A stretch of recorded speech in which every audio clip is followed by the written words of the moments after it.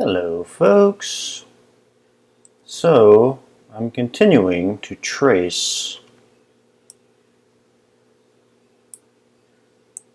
the pathway of the input through the brain from brainstem to hippocampus,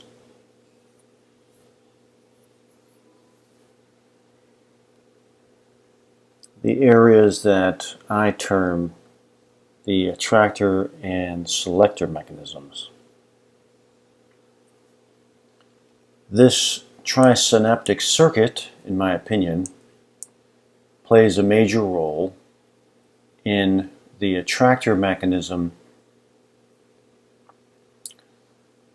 of bringing the input in whatever state it exists in of the quote-unquote target or the range of time and space into this area called the Dente Gyrus, which is believed, and I am of the opinion as well, the area of the brain that processes novel environments. This is the area here where new memories are being processed. Episodic, spatial,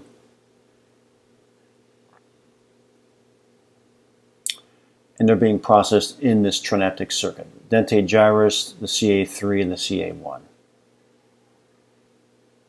Cornu ammonis is what the CA stands for. But it's coming through, this is the area here that I'm interested in.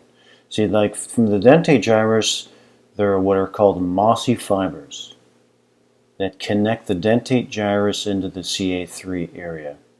And these pyramidal cells then move the input into CA1. But what I'm interested in is what is feeding the dentate gyrus. Through this right here, the perforant pathway, coming from this part of the brain here, the entorhinal cortex. But what I'm interested in here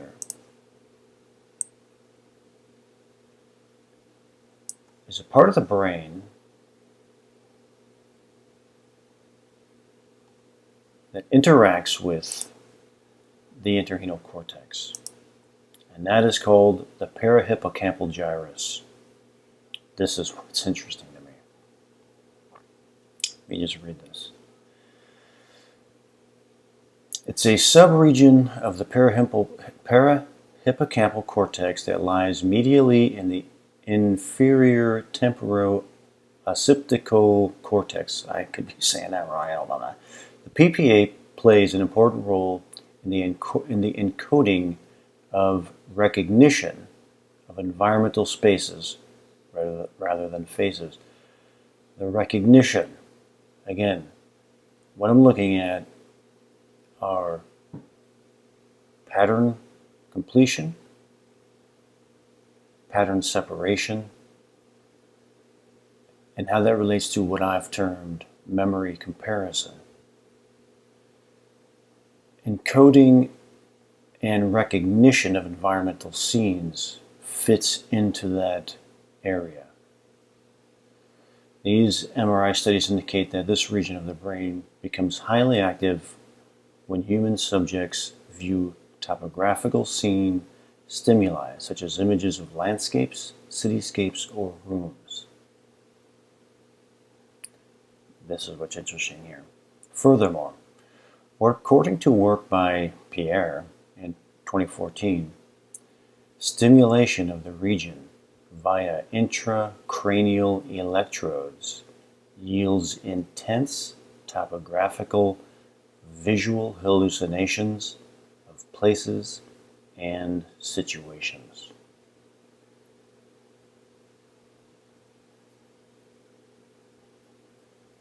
Intracranial electrodes stimulates intense topographical visuals.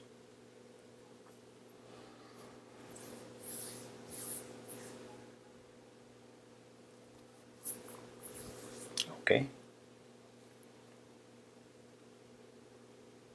Okay.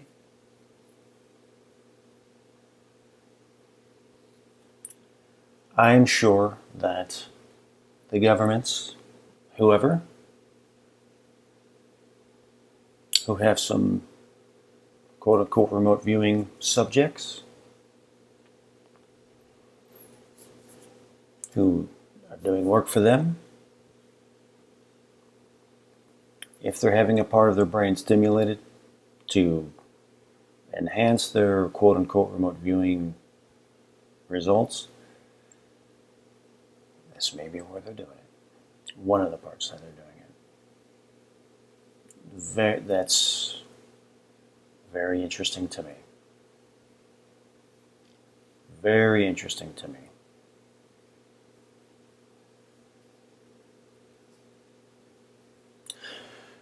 It also, though, what I have to wonder, though, is in these intense topographical visual hallucinations, how much of it in this area, because this is going and feeding into this.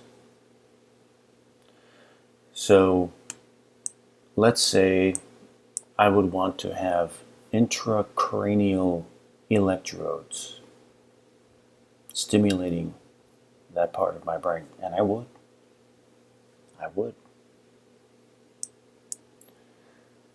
And I'm working a blind target.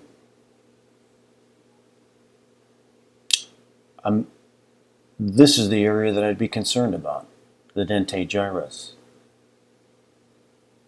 Because of the processes of pattern completion and pattern separation. Because in here, if it's yielding intense visuals of places and landscapes, are they coming from memory?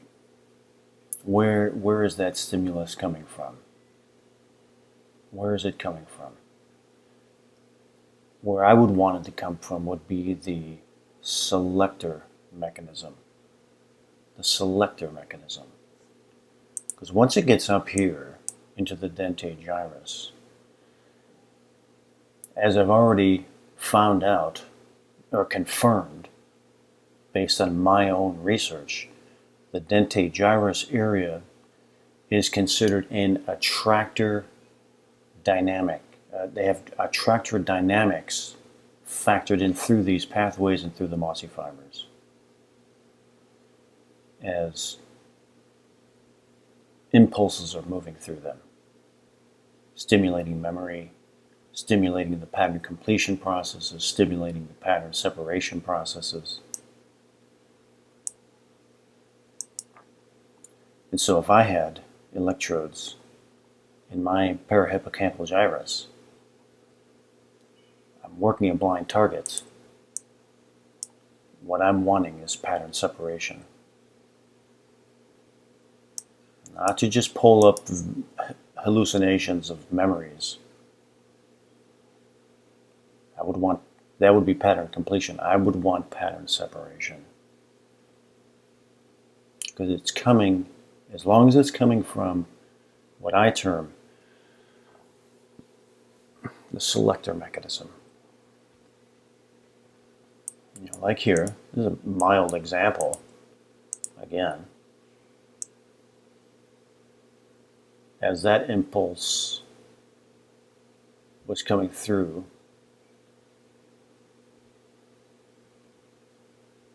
and there's how many objects here? Well, there's 6. 1, 2, 3, 4, 5, 6 here.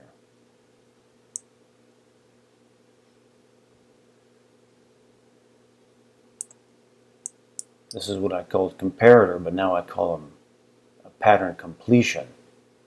This pattern completion was an image that was produced of a horse race. That these 6 things here were horses.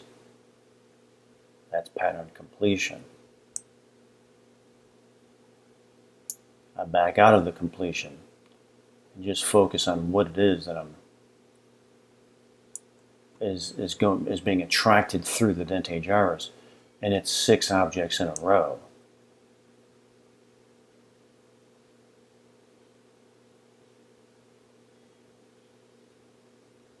These are the completions here. But this is where it can stay in a pattern separation. It's 6 objects, it's 6 things in a row. This is where all that is taking place here. Not all of it, but a primary portion of that is taking place here.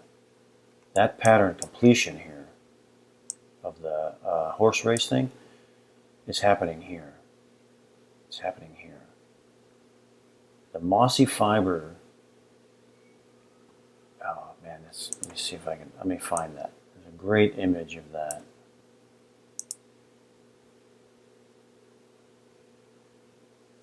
Hopefully I can find it.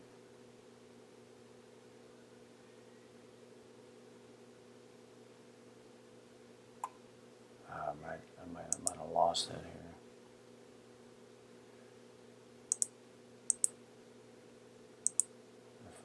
One of these here. The great image of the mossy fiber. Here we go. The pyramidal neurons, right there. Right here. Where those impulses are going, they're being separated. Here it is, mossy fiber. There it is, right there. The impulses are going through those fibers. That's where it's going through, being processed through those pyramidal neurons. The state that the input exists in is being processed through there. It's being subjected to our memory, short-term memory here, and long-term memory, making comparisons right here. The attractor mechanism. That's what I call the attractor mechanism. And in here, as I have found, it has what they call a attractor dynamic. It's being pulled through. Being pulled through. Some type of electromagnetic dynamic inside of the brain here.